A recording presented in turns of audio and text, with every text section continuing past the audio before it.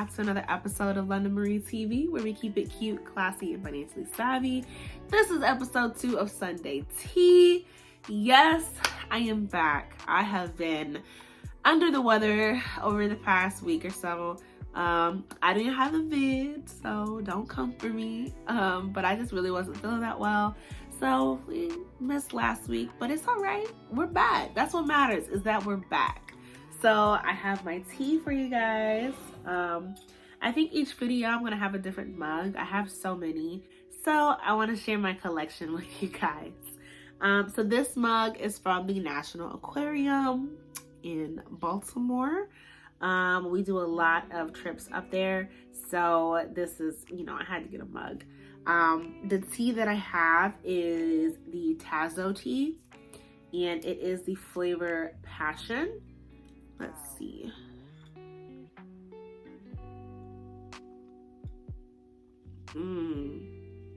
Oh, y'all. Y'all, this, oh my gosh, it's so good. It's so floral and just bright and vibrant. Perfect tea for transitioning into the springtime. Oh my gosh, I would definitely put that link in the description box below because y'all have to taste that tea. So again, it's Tazo and it's the flavor Passion. Comment below if you've had that flavor too, or if you like any of the Tazo teas, what's your favorite flavor? So this week, I want to talk about generational wealth. And I want to talk about what that looks like for the Black woman and for the Black family. Y'all know here on Sunday Teas, we talk about things that, affect us. And I think that in the realm of businesses that have been popping up lately, the amount of entrepreneurship that has been happening, I just think that this is a perfect topic to talk about. So you already know I have my notes. So let's just dive right into kind of what that looks like for us. So if you haven't paying attention, you might have noticed that the face of entrepreneurship is looking a lot less non-POC. A lot of us have been tapping into the realm of entrepreneurship and getting our toes wet and really just making a life for ourselves and our businesses. And it's been an amazing thing to see.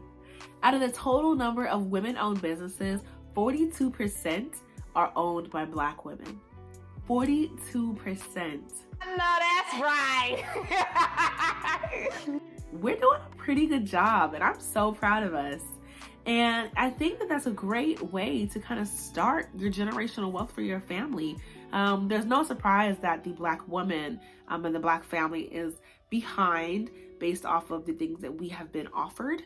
And I think that now seeing this rise in entrepreneurship and rise in mature businesses, I know that only 3% of Black women own mature businesses, but that's still a good, it's still a good number, and it's still something that's continuously growing. So I wrote down the definition and I want to read it for you guys. And it says, the activity of setting up a business or businesses taking on financial risks in the hope of profit. That's what entrepreneurship means. So the definition of entrepreneurship is very vague in a sense of what exactly it entails that you're doing. It just says that you are starting businesses, right? And that you are taking on a risk in hopes of profit. So that's what that means. And it's very subjective. It can look like anything for anybody, right? So don't limit yourself when you hear the term entrepreneurship and you think that, oh, I have to quit my job and I have to start a business and it has to be successful. It doesn't have to be successful. In fact, there are plenty of entrepreneurs that'll tell you that failure is on the road to success. You cannot be 100% successful if you have not failed, because then you don't know what it's like to lose. It's okay for entrepreneurship to kind of sound scary, but there's power in that word and there's power in what it means. So entrepreneurship is such a subjective term, but we've put such an objective meaning to it. And I really want you to break out of that, okay? I want you to know that that is your ticket to generational wealth, is entrepreneurship and the subjectivity of that word. So I wanted to talk a little bit about what entrepreneurship means for the Black woman and the Black family. First, it means putting money back into our communities. Okay? When we start our own businesses, we have that opportunity to put that money and generate it back into women-owned businesses and Black-owned businesses. And that's creating generational wealth. And I want you to know that generational wealth doesn't mean just specifically for your family. It's specifically for the generation to come. If you're creating, let's just say, the Buy Back the Block initiative that we've seen all over the country, right? So that's generational wealth. That's putting money back into the communities, because those are the communities that our kids are going to grow up in. Those are the communities that, our grandkids are going to grow up in and play in and possibly be a part of. So creating those businesses and creating those opportunities is a way for you to put that money back into your own community. And it's a beautiful thing. It's a beautiful thing, and I know that we talk about it a lot in the Black community, but I definitely really want you to know that that has power.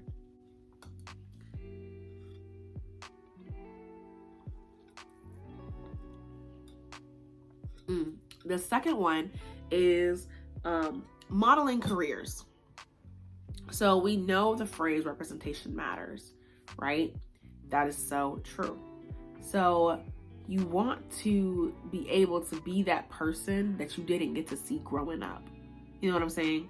So you have these Black women in these career fields that it's just like, oh my gosh, I can do that too.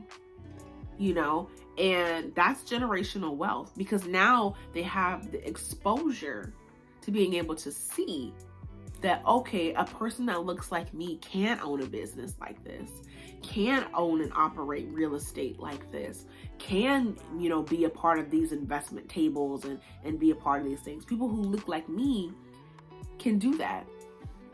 That's generational wealth. That's entrepreneurship.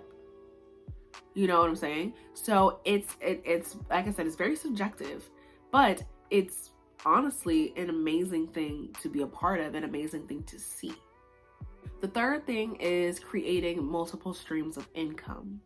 So you're able to create these sort of cash reserves for your family and for the next generation when you tap into entrepreneurship.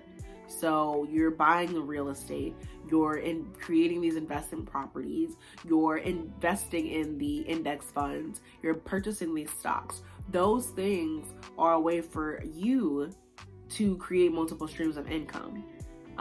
And like I said, build up those cash reserves for your family and for the next generation. So on top of that, it's also the multiple streams of income. It's also a way to create a more equitable future as well.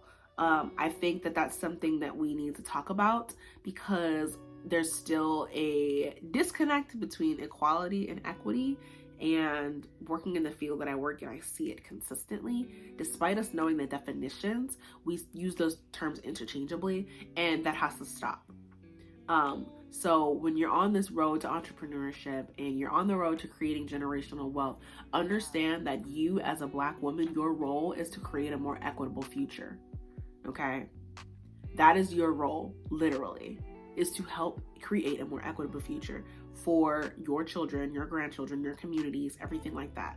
I know that it's another responsibility that's placed on the shoulders of Black women, but honestly, it's one that we should be proud of, for the simple fact that we have the power to shape what that looks like in the long run. And a lot of the things that we have to accomplish regarding entrepreneurship and generational wealth for our families is a long journey.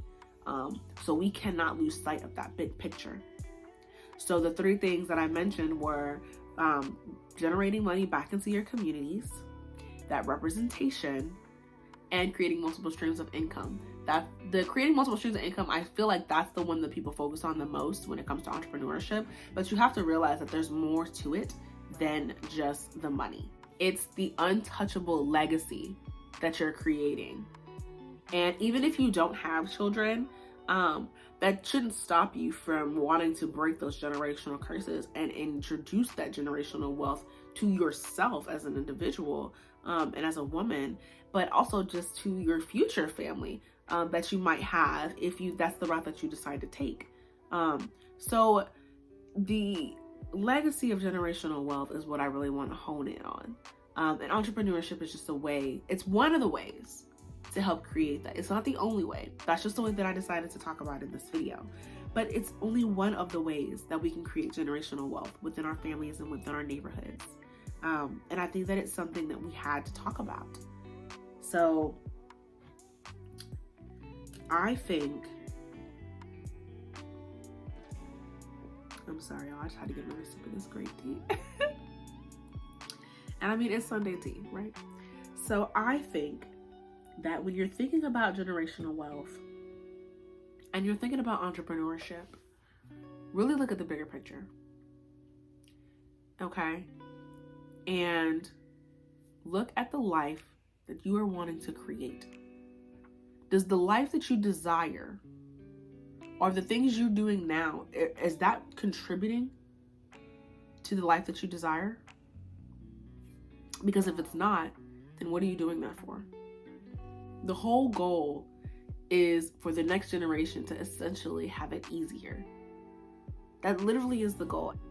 So when you're looking at generational wealth and looking at entrepreneurship, really make sure that you're focusing in on your role and your legacy and the things that you are creating. Don't get sidetracked. Don't get discouraged. Don't let, the little things really bother you. Don't get torn down. You have a legacy to create. Okay? Don't lose sight of that. So, lovelies, that is all that I have for this video. If you liked what you heard and you liked what you saw, definitely hit that like button. It helps with the algorithm. And go ahead and hit that subscribe button, okay? Because you're going to be back. All right? So, what Rihanna say? Tell your friends to pull up. Share this video with someone. Let them know that generational wealth and just legacy and being a woman is an amazing thing. Go ahead and share that with them. All right? Well, I will see you guys in the next video. Bye, lovelies.